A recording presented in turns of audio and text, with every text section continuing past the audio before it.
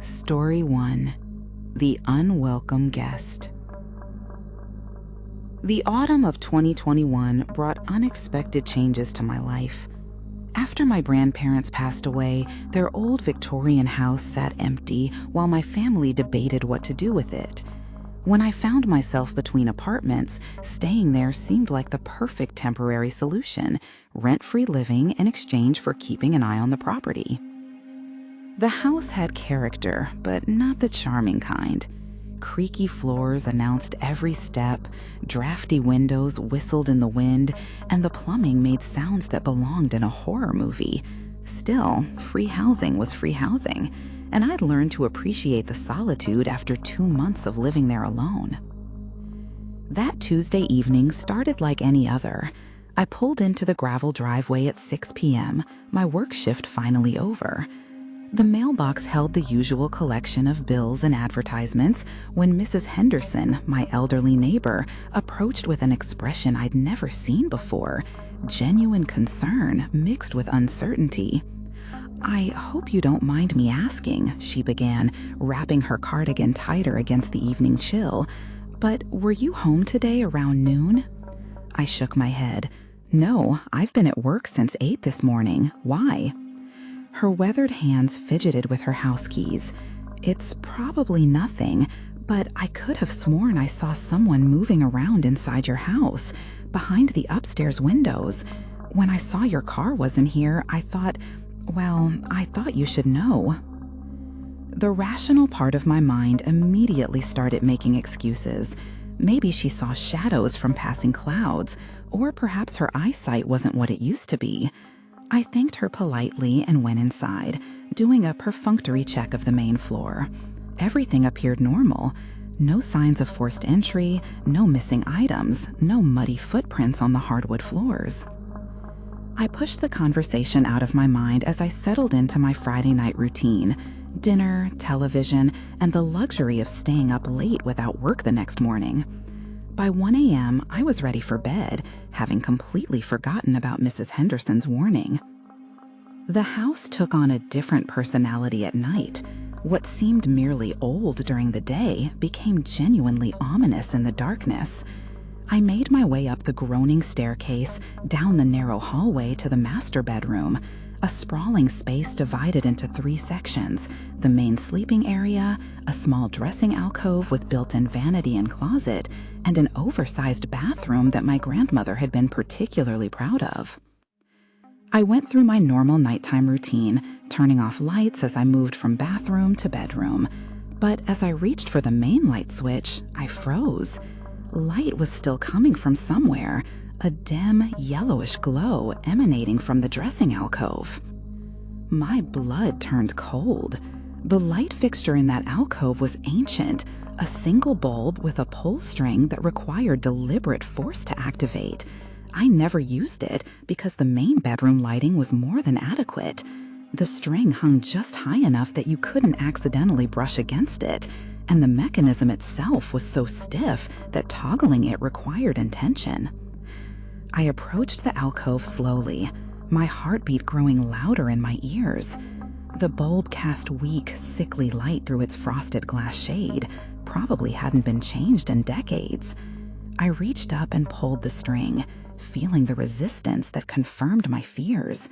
This light didn't turn itself on. Mrs. Henderson's words echoed in my mind, someone moving around behind the windows. Every instinct screamed at me to leave immediately, but doubt crept in just as strongly. What if the electrical system was faulty? What if somehow the old wiring had malfunctioned? The alternative, that someone had been in my house, in this very room, seemed too frightening to accept without concrete proof. I retreated to the bedroom, but couldn't shake my unease. For the next 30 minutes, I sat on the edge of the bed, phone in hand, jumping at every sound the old house made. Finally, I decided to do a thorough search. If someone was hiding here, I needed to know. The spare bedroom across the hall still contained my grandparents' furniture, covered in dust sheets and surrounded by towers of storage boxes. I'd avoided this room during my stay, Something about it felt heavy, oppressive, but now I forced myself to open the door and step inside. The moment I crossed the threshold, every nerve in my body began screaming danger. My heart hammered against my ribs as I scanned the room, and that's when I saw it, an irregularity in the covers on the old bed. Not just wrinkled fabric, but a distinct human shape beneath the blankets. Time seemed to stop. I stared at the motionless form, trying to convince myself I was seeing things, when suddenly the figure sat up with explosive speed. A man's face emerged from the shadows, eyes wide and alert, definitely not someone who had been sleeping. He'd been listening, waiting, watching.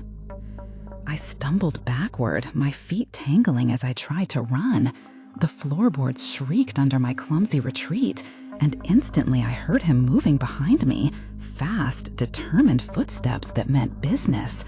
I didn't stop running until I reached Mrs. Henderson's front door, pounding on it while looking over my shoulder at the dark house I'd just escaped. The police arrived within minutes, but by then he was gone. No broken windows, no jimmied locks, no trace of how he'd gotten in or out. The inventory check revealed nothing missing, which only made the whole experience more unsettling. Had he been living there the entire time I'd been staying in the house? 2 months of sharing space with a stranger who knew my schedule, my habits, my vulnerabilities? The thought still keeps me awake at night, and I've never returned to that house since.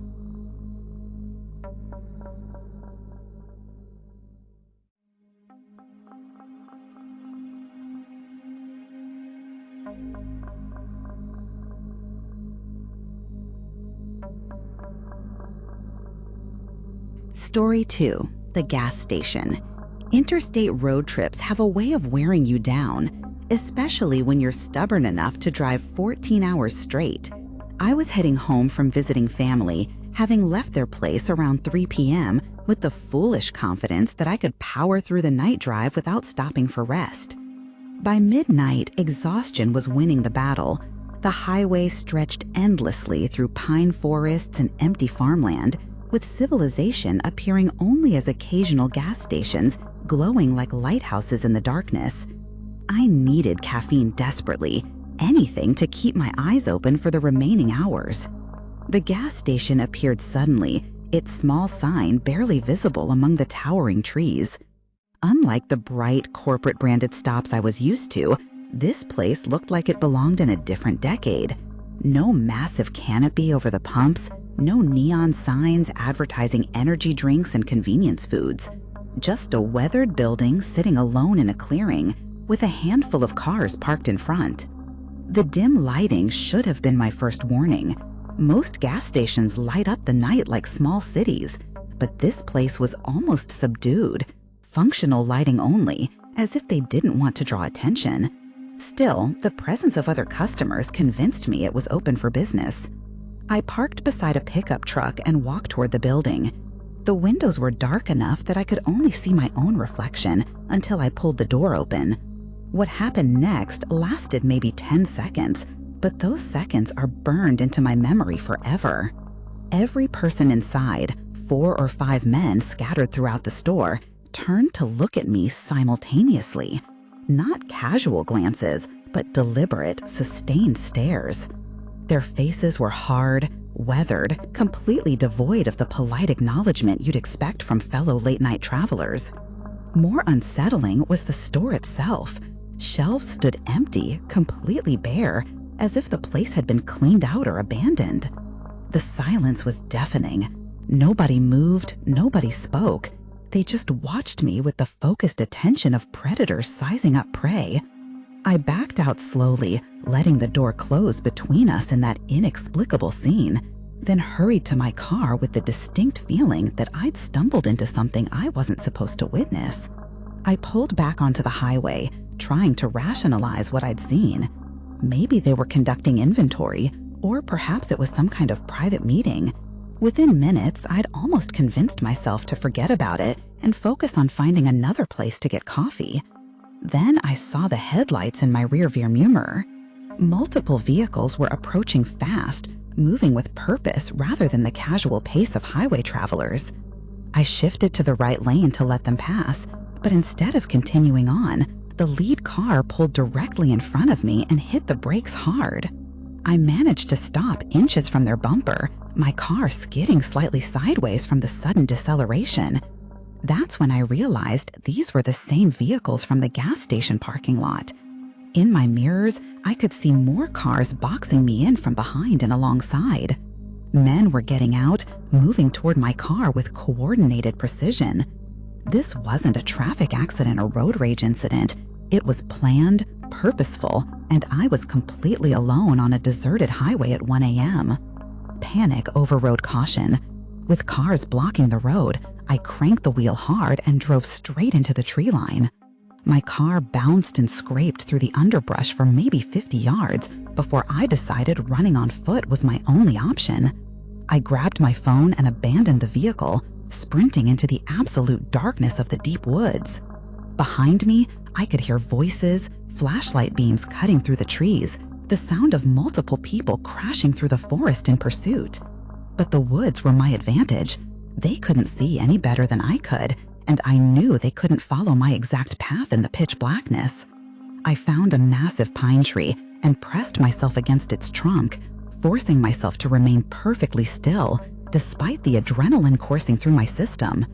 For over an hour, I waited in that terrifying darkness, listening to every snap of twigs and rustle of leaves, afraid to even check my phone for fear the screen light would give away my position.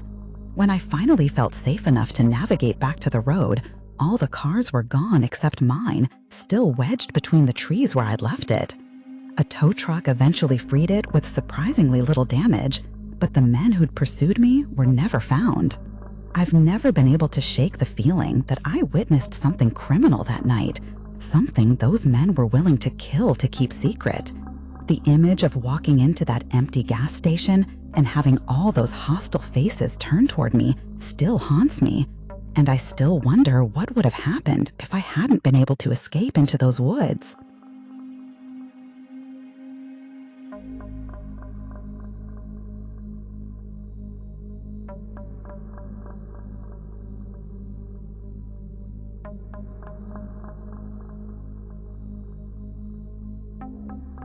Story 3: The Stalker. It started as a perfectly ordinary Tuesday night. I had the next 2 days off work and was looking forward to some quiet time at home. No plans, no obligations, just the luxury of ordering takeout and catching up on YouTube videos. I browsed DoorDash until I found a restaurant still accepting orders and placed a simple request for dinner. The app estimated 45 minutes for delivery, so I settled into my living room to wait, scrolling through recommended videos on my TV. About an hour later, I got up to check on the delivery status. Instead of opening the app, I found myself glancing out the front window and immediately noticed a car in my driveway that didn't belong there.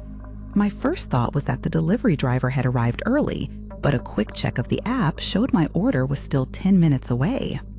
I'm not the confrontational type, so I decided to wait and see if the driver would realize they were at the wrong address and leave on their own. But as minutes passed and the car remained stationary, my curiosity turned to concern. When my actual food delivery arrived, I asked the DoorDash driver about the other vehicle.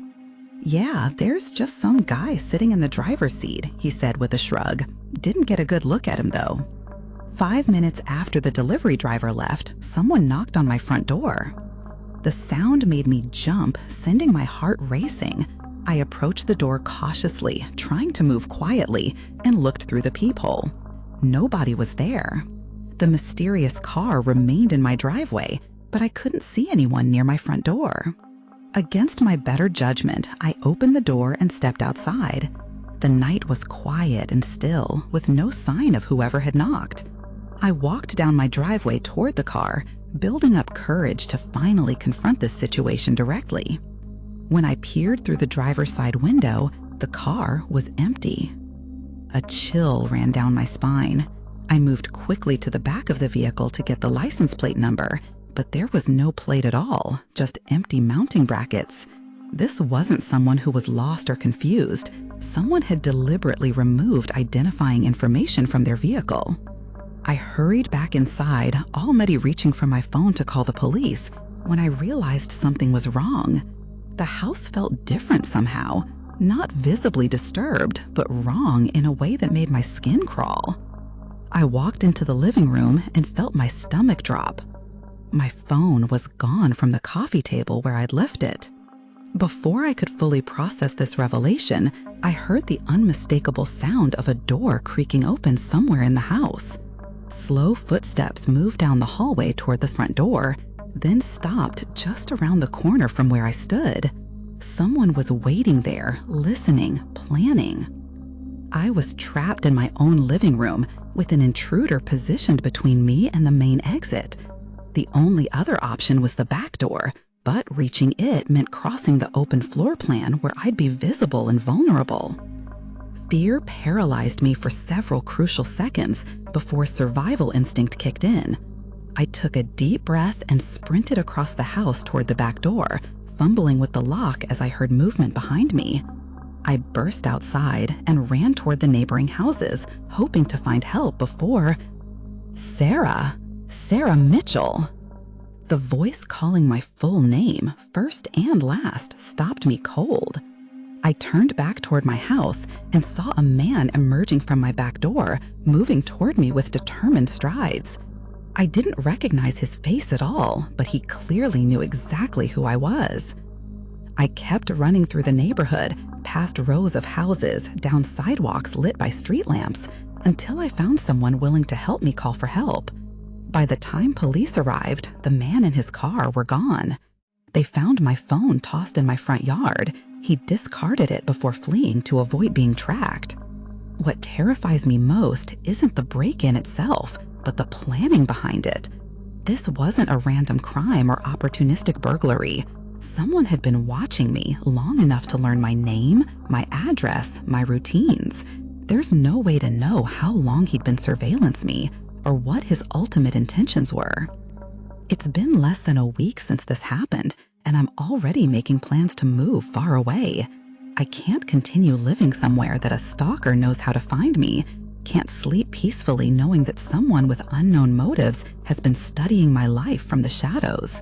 The thought that he's still out there, that he might be watching me even now, is something I'll have to live with until he's caught, if he ever is.